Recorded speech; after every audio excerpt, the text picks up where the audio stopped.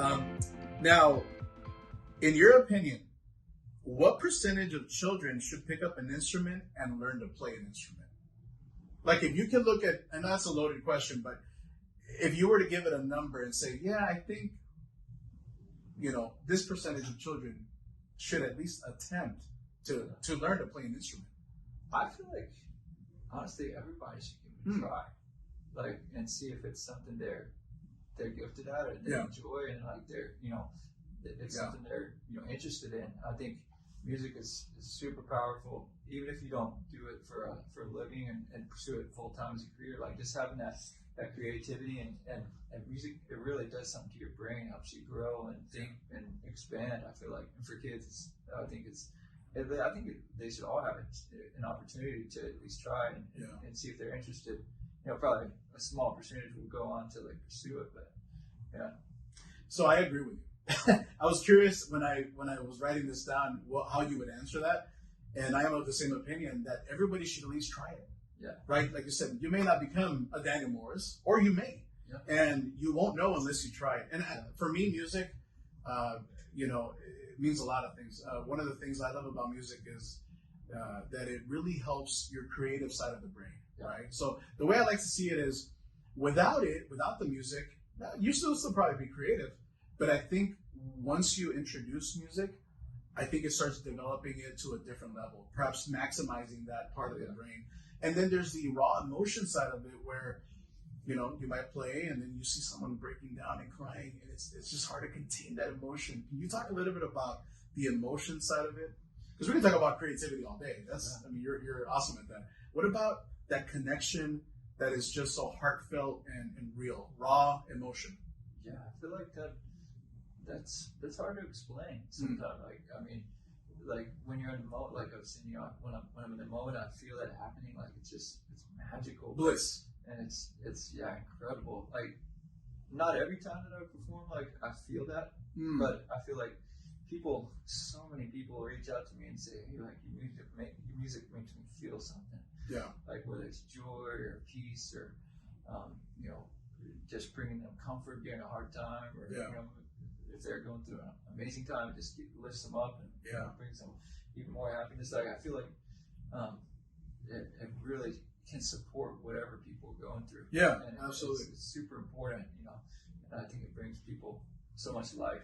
One thought that I just had while you were saying that was, in the Bible, and I'm not going to get too much into the whole, but there is a passage in the Bible where David plays a string instrument, in fact, I believe, and he sort of appeases the king.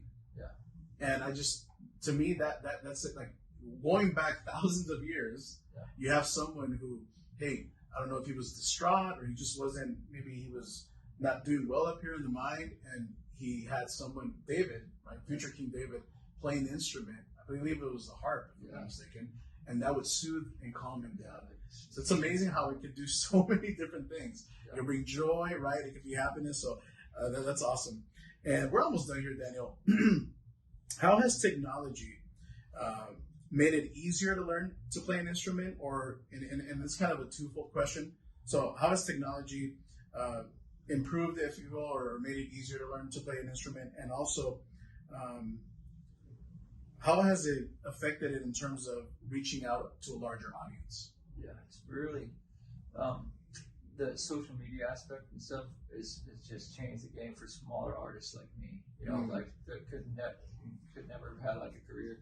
Yeah. Years ago, when everything was just like, I had to have a label, had to have like a manager, and all that. Everything set up to like even get heard. So like it's changed. It's really made it possible for me to have a career. I feel like, awesome. And that's honestly where I get all my leads is social media and all that stuff. I don't really do any marketing other than just word of mouth and social media. Put it out there, people see it, and boom. Yeah, that's referrals too, I'm sure, right? Referrals. People seeing me play, but social media is super powerful. That's awesome. And the other part of the question, like, when I was taking lessons and stuff, there wasn't like YouTube videos of people telling you, giving lessons online. Yeah.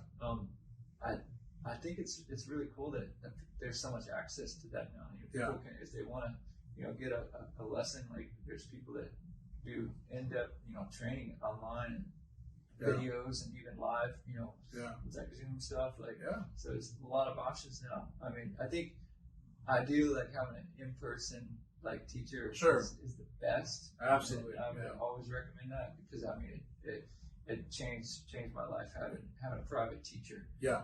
Just like one-on-one. Like, I think that's coaching, right? Yeah. That's why I'm where I am today. I think without him, I wouldn't have had the career that I have today. Oh, without a doubt. So I think it's super important. I think it's cool, that you have access to other stuff. But I think in person is definitely the way to go. Oh, I agree with you. And you don't know this, but my son and daughter actually have a piano teacher that, and for the last better part of almost 2 years now, they've been via Zoom. Wow. So, and I have to tell you, I agree that in person is always best, right? But the improvement they both have made has been astonishing. I mean, it's been great. And quite honestly, when I first thought of the idea, I thought, well, it'll at least keep them busy. It'll keep them going, and they won't lose some of that skill set. But it's actually, they've done better in the last almost 2 years than any time prior to that. Wow. And again, I don't think it takes away from the in-person.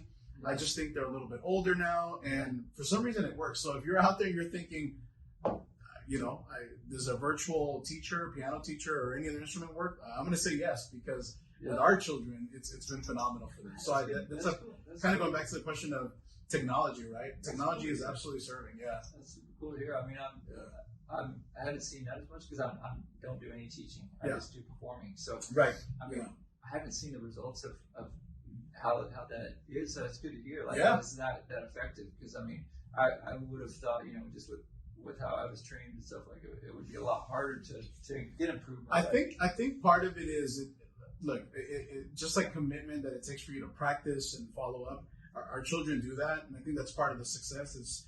But the lessons are all done virtually. But I will tell you this: without those practices, right? So they usually do 30 minutes to an hour lesson, and then they practice about an hour a day. In addition to their lessons. So I want to make it clear, you've got to put in the work because without it, it's like anything, whether you're in, if you're working out or in sports or your career, the more you do something, the better you get at it. And you got to put in the work, right? You got to put in the practice. So, but it does work. It's amazing. And maybe one day you'll start, I don't know, you're too busy, but you might start giving lessons or something. People reach out. Oh, you have already? A lot of people ask me if I teach and stuff. I'm so busy with performing. I'm like, that's kind of what I'm focused on. But maybe in the future. Or you start a program or something. That'd be pretty cool. Like a class. That's awesome. And then I know that you've played in many events and various occasions, and we've talked about this a little bit. Can you mention one of your favorite stories? I mean, you did mention like the cliff. That's probably the one I'm thinking, right? Or just a time where you played for someone and it's become one of your favorite, maybe not the favorite, but one of your favorite stories of when you played for someone.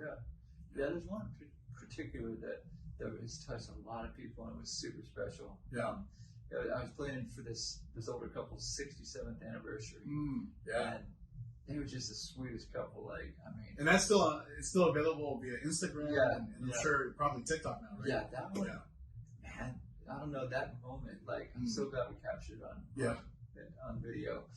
My wife was just randomly, like, came with me to that one and got lucky. She didn't come to all of them, but that one was, like, close to us. And that couple, I don't know, their love story and their love for each other just, like, radiated. And it's just, you could just tell they poured into that relationship for, 67 years. And it's just like, man, you could feel it. And like to play for them and see their, like, how it blessed them and how much it meant to them. Like, that was super, super special. Probably one of the most meaningful moments of my career is that, and then to see how that video and has reached so many people and people have felt that moment along with them, like it's been incredible. And when you post a video and you see how quickly the numbers go up, right? The viewing and it gets shared and reshared, and all of a sudden you're going, oh, this video had a big impact, right? And that's probably what happened with this video. It probably quickly took off. And I know which one you're talking about because I've seen it. And it is. In particular, like it just keeps going viral. Like every time I post it, like it just blow up again. Like it's like a video that's just like people enjoy watching. Yeah, it's such a great story. I mean, married 6-7 years. You see the real true love, right? When you're looking at the video as you're playing, that's awesome. And the song was Can't Help Falling in Love. Somehow randomly, that was the one I was playing when it came out. Wow. Their daughter and family set it up. And last minute, they called midnight, or they were texting me midnight the day before, and they said, "Hey, can you go do this?" And I was like, "Sure." They didn't even tell me the songs they wanted. Wow. So I showed up, and I was just I just kind of had a feeling of ones I should play. Yeah. And after I was done, I played 6 or 7 songs. Yeah. And they said, "Man, all those songs you played were our songs. They really meant something to us." Wow. I didn't even know. This was meant to be. It was so meant to be. That's awesome. Reaction in that song playing. Yeah. It was just that's great. Yeah. That's awesome, brother. We're winding down here. This is our last question here. Tell us a little bit about how when you play. Actually, I have 2 questions because I thought of another one here I want to ask you. Yeah. But tell us a little bit about how when you played recently for a man who not only lost his job but was battling a horrible disease, and I think that was pretty recent. If I'm not mistaken. Yeah, it was a couple weeks ago. Yeah. So I had somebody that had seen me on Instagram doing the serenades, and they said, "Hey, I'm not loaning money, but my father-in-law is lost his job and he's battling this disease." She didn't say what disease it was, but I just felt like he really needs to be uplifted through music. I'll just go do it, and, just to be a blessing, and hopefully the music will mean something to him and help him to get through this tough time. So I went and did that, and it really lifted his spirits. You could just tell, it meant the world to him. That's awesome. That just gave him a little bit of hope to keep going and keep his spirits up even in this dark time. And going back to what we talked about already, how music affects and can even change someone's. Again, it may not take away that hurt, but it at least kind of soothes it and gives them a little bit of hope, like you mentioned. Really, I've seen that so many times with the serenades. Now, I do want to ask you one last question. This is truly the last question. That Super Bowl ad with Dodge, right? So if I recall, you had mentioned that somebody had to get permission, right? From, was it Charlie Daniels? The devil went down to Georgia. We used his song. Yeah. Tell us a little bit about that. How was that experience? Was there a lot of planning for all that? How did all that work out? It was really wild. It was very last minute. It was was it? I think by the way, I'm noticing you're good at taking last minute situations and just when you see the product, you're like, there's no way he did this last minute. It's so perfect. Yeah. I think it was probably maybe a week before the Super Bowl. Wow. When they reached out to you? Yeah, when they reached. So when they when they figured out the Rams were going to be in it, Dodge Ram, it kind of that makes sense. So I think they're kind of waiting to see if that was, so when they gonna happen. Yeah. So when they reached out probably a week before, and a day before, or 2 days before I filmed it, and they said, "Hey, can you be down here in LA, and a couple days to film this?" And I was like, "Sure." I canceled some other small day. And it was super last minute. It was awesome. We just went down. It was a rooftop, right? It was a rooftop. Yeah. They said, "Hey, Charlie Daniels, his only request is for you to play a gold fiddle." And I was like, "Okay." And so they, it was so last minute. They just bought this cheap, almost toy violin, and they spray painted it gold. And I was playing on this thing we barely play. I was gonna say, how were you concerned with the quality and it was overdubs. So it wasn't the live sound from that. It wasn't. So it was pre-recorded. Gotcha, that makes sense. But you still actually played it. I still haven't tried to make it look like I was playing with this thing without barely playing. Fiddle. That's awesome. That's a cool story, brother. I am so genuinely happy for you and your success. And honestly, I'm one of those thousands that you blessed with your music.